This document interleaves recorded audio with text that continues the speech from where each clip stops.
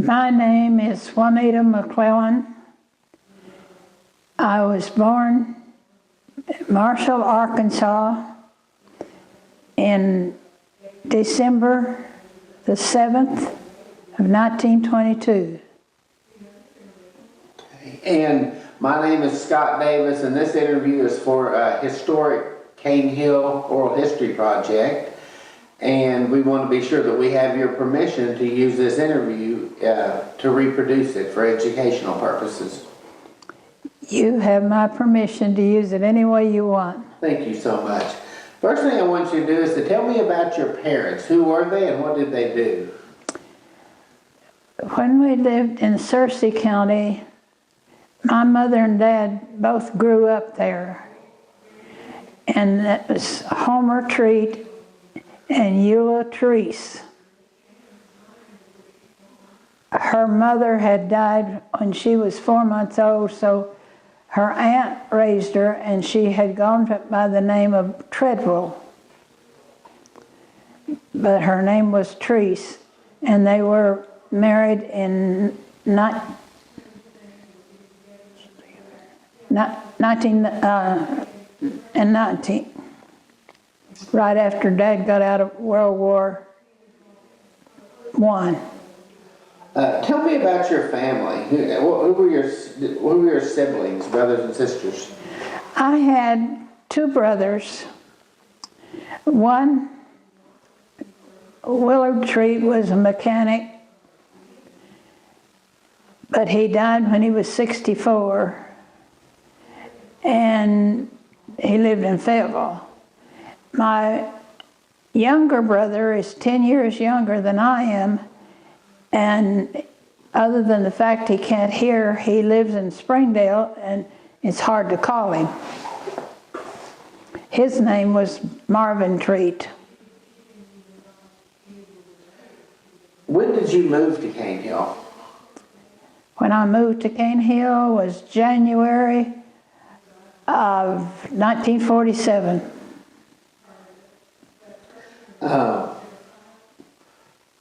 What was your family's business when they moved here? My family, or the McClellan family?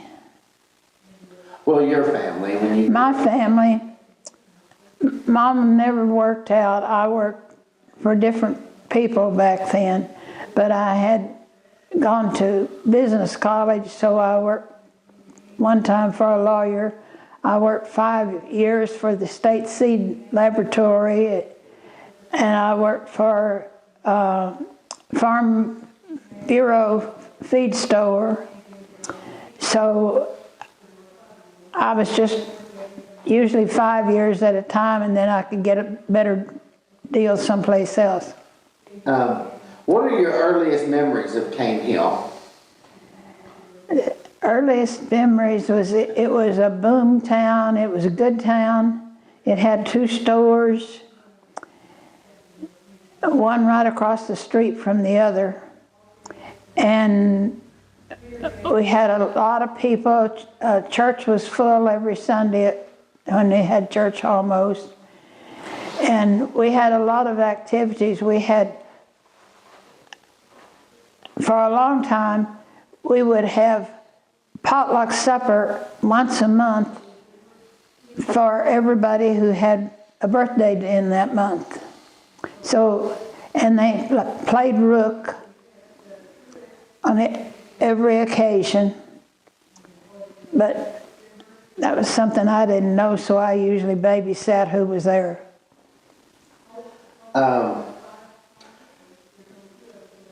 Tell me about it going to school in Cane Hill. About Did you go to school in Cane Hill? I didn't go to school in Cane Hill.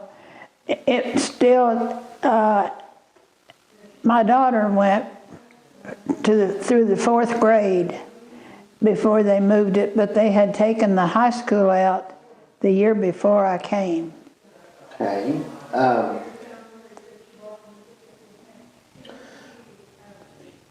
Tell me more about the community when you first moved here, what it was like. Who were some of the people that you knew, and some of your... Well, there were 12 of the McClellan family, and I made 13. So when they played rook, there were 3 tables with them. So there was a 5-year-old, and I entertained him. But we had a family dinners at different homes at least once a week all winter long. My husband fox hunted, so that wasn't entertaining other people. He had 2 or 3 friends, and they played, they fox hunted, but mostly they played rook. We finally added playing bridge a little bit, but that didn't take over very good. We had missionaries women's circle once a month. We had the extension service once a month, and worked with things like that in Fayetteville even. When you moved here, what did the young adults do for fun? What was what? What did the adults, when you moved here, what did the adults do for fun? They played rook, or they just ate meals at different places. So they had, at the schoolhouse, we'd have a potluck supper at least once a month. So most of it was just being friends with each other. And we had a lot of people here. Most of them were farmers. Tell me more about the stores and the businesses here in town that you remember. Shaker Yates had the biggest grocery store, and one corner of it was the post office. And I worked for him quite a while too, being assistant postmaster. Across the street at an angle was Bob Arts. And they had an upstairs, and for a little while they had dancing on Saturday night upstairs. The summer, when water was scarce, people came and drew water in barrels and jars, just whatever. But right in front of Shaker's store, there was a water faucet, and people could come and get water even when water was not available otherwise. So that kept a lot of people coming here to the store just to get water in front of it.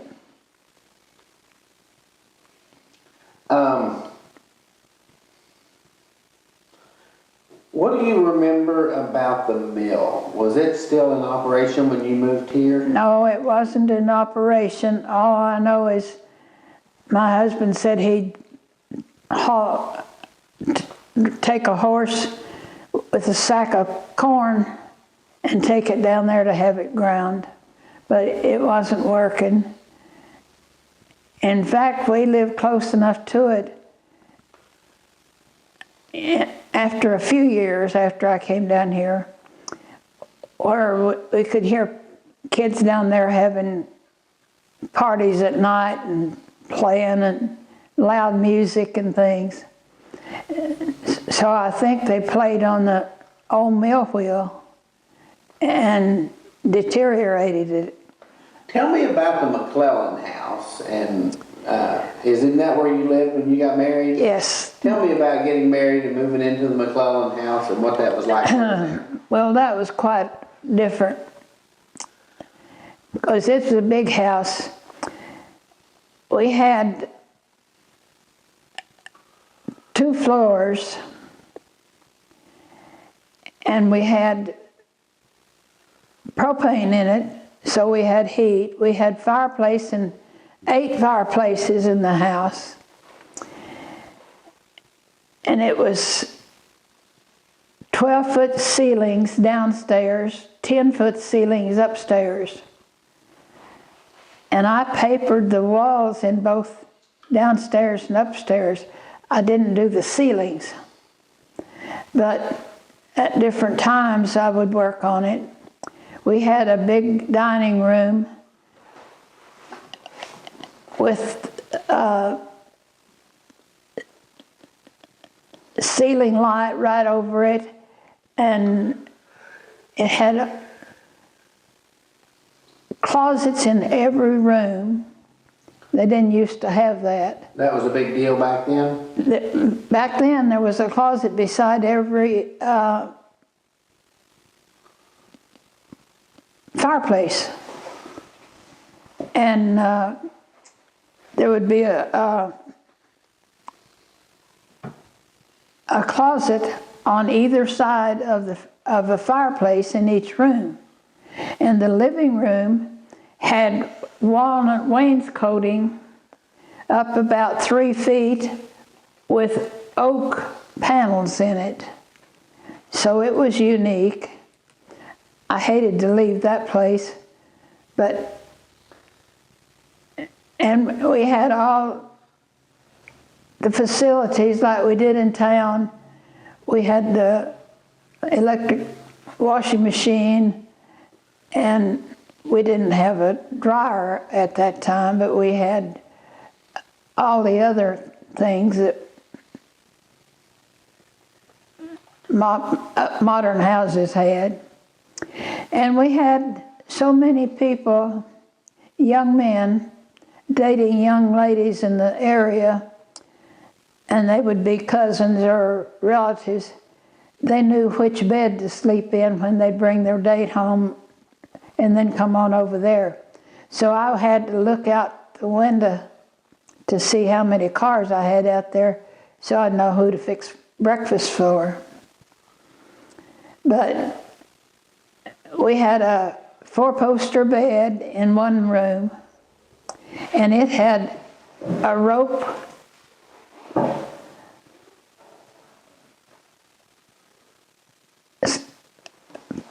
that held the mattress up, or the springs, but it was a rope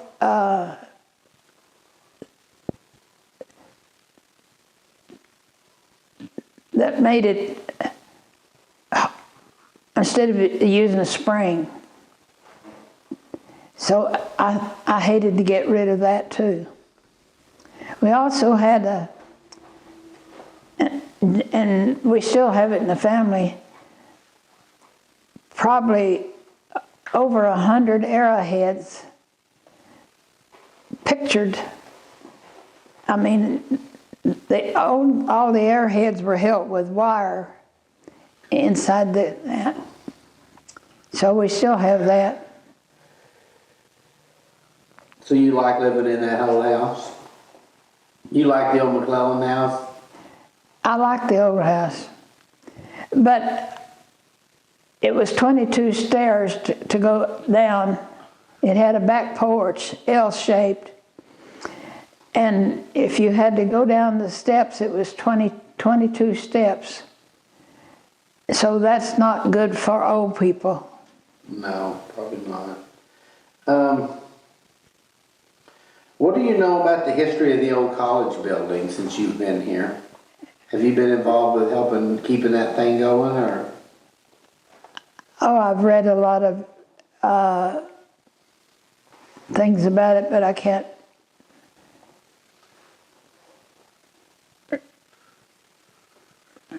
Right now, I can't tell you anything about it. Well, what do you think about all the restoration projects that are going on, like fixing up this old building and doing the drugstore and the college and other stuff? I only have one thing I don't like about it. It's going to be a ghost town. I love the what they're doing for everything, and I wish we could get the big house back into it even, that where we lived. 14 years I lived in that house. But we need a little activity, a dime store or something, so that people coming in to visit all this can pick up some of these things. Sure. What would you like to see him do with that old college building? With the old college building? Mm-hmm. Frankly, I'd rather just go back to having it for a recreation place for people here who have school reunions, have the things like that. Right. And we make molasses up there, we've got that going, and we have a lot of space. And I hope we could use it for school reunions and things like that, where people remember it. The sidewalk has engraved people who went to school there, the high school. Yes. My husband's name's on that.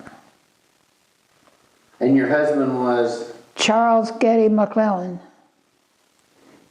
And his family was one of the original settlers, is that right? Mm-hmm. How did you meet him? I worked at the feed store, and he brought somebody from here and there because he took him to the dentist, and he came back by there to get some feed. And then later on he called me. Oh, okay. And then we lived with he was living with his mother. His dad had just died recently, not too long before that. And she didn't like to stay by herself. So that helped with his being a fox hunter. I stayed with her. And she lived with us until the last few months she lived. What are some other stories about Cane Hill that you can think of that I haven't asked you about? I mean, what are some of your best memories of this? The stories? Stories.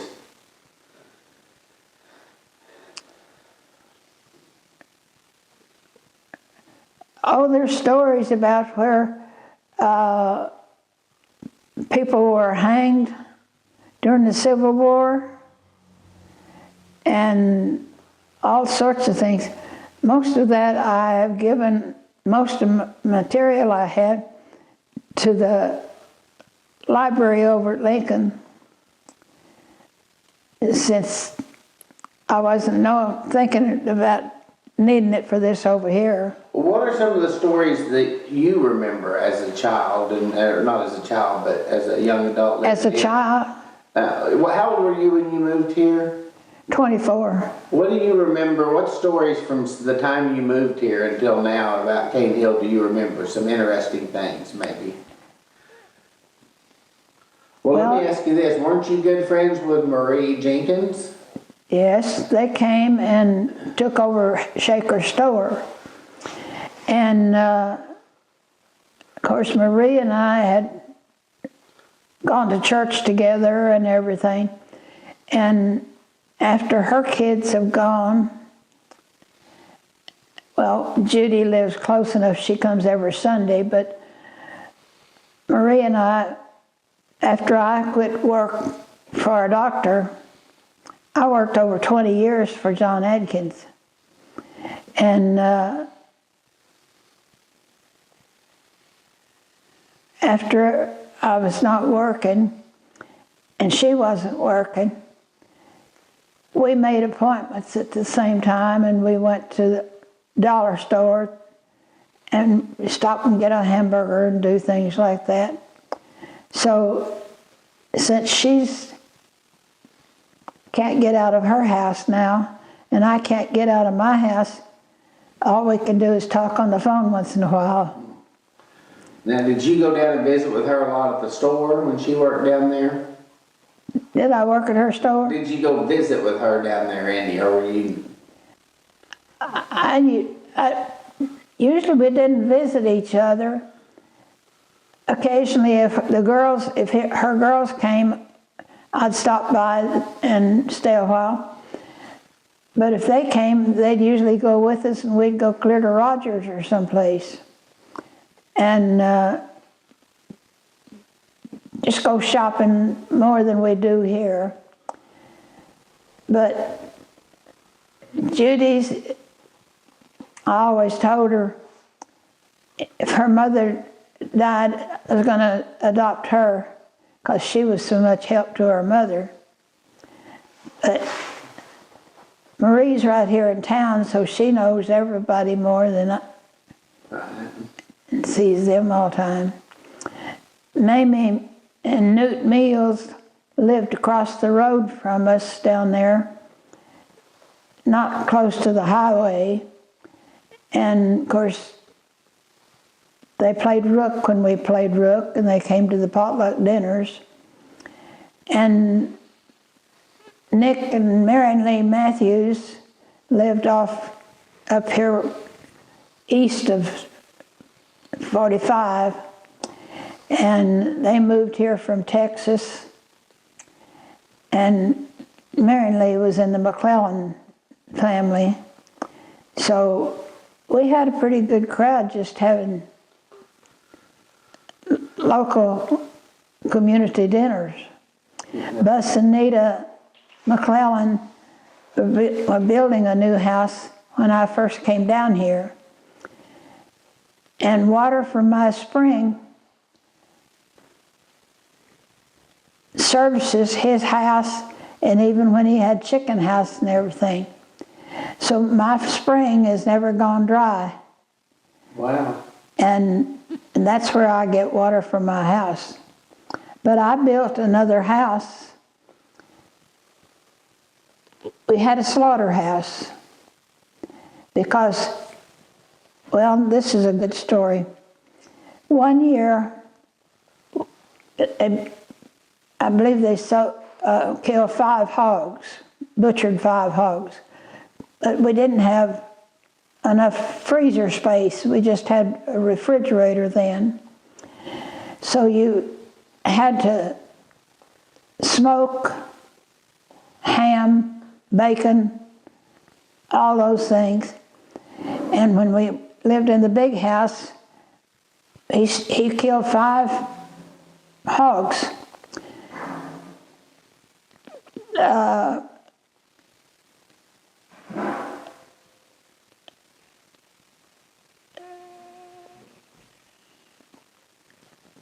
This is not saying the word I want to say, but anyhow,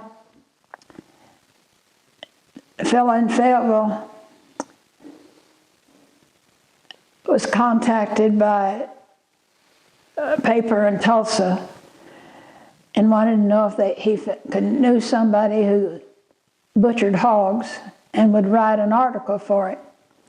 So this fellow from over there wrote it up, and I had 52 letters asking if we had any smoked pork that we could sell. I jumped in and answered every one of them and told them that we did not have that much on hand, but we intended to kill more hogs next year. So the next year, I think he killed 10 or 12, and it was gone before the rest of the letters came in. So we built a slaughterhouse up there by the big house. It got to where we were doing it for local people to kill their own hogs or beef or anything. Well, you can't kill beef and hogs in the same slaughterhouse because you have to have a higher ceiling for a beef to hang it up than you would the hogs. So that meant we needed to build a different slaughterhouse. So we built the one that you probably see is empty now. And we did, that's what my husband did besides fox hunting, was he did butchering for everybody. He was a likable person by everybody around, and always joking or taking some comment that they could laugh about it. He would tell his Aunt Myrtle Moore she didn't like to see baby kittens or baby animals in there.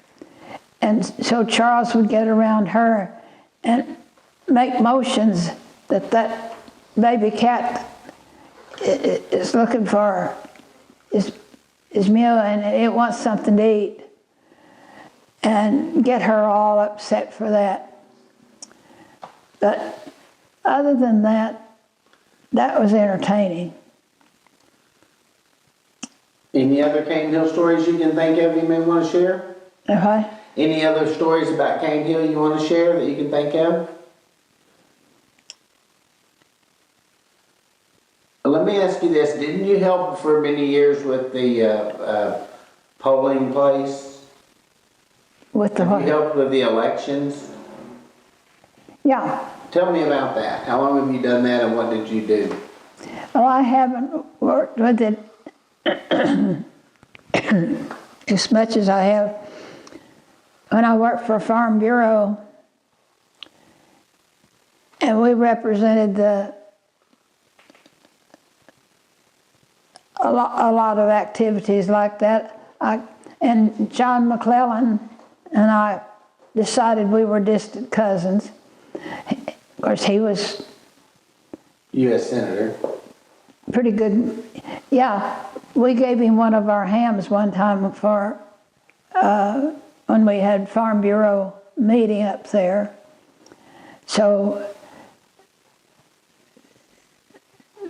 that was I don't know that he ever came here. I was at a meeting in Little Rock,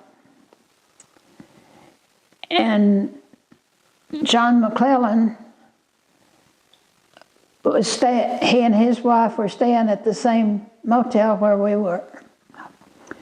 And so he called me instead of calling his wife. Just because McClellan was the name. Anything else you can think of? Well, yes. There's another spring that all the people here in Cane Hill had water from that. And they had that cut off, so nobody here had water, and they had to go to, that was free. And they threatened Leon Moore had the property where the water originated, and he was going to have to make it suitable for people here in town. And he said he wasn't going to pay for that. And so everybody here had to take water where they have to pay. Right. So there were some hard feelings there on that. But you know,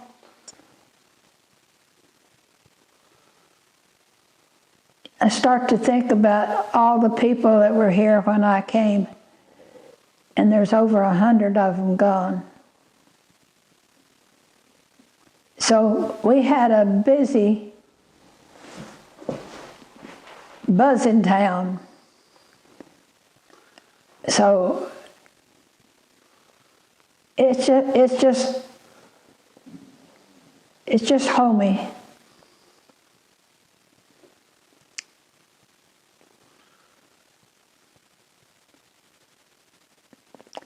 And of course, the Irwin family lived at Clyde, but that was my mother-in-law was an Irwin. So we had, before my daughter was born, we had 26 people for lunch that day, the day before, because it was all, my mother-in-law would call the nephew and Neosho and say the one in Fort Smith was coming up. So why didn't they come down? Well, then she'd call the one in Fort Smith and say the other was coming down. So then we'd start getting all the Irwin side together.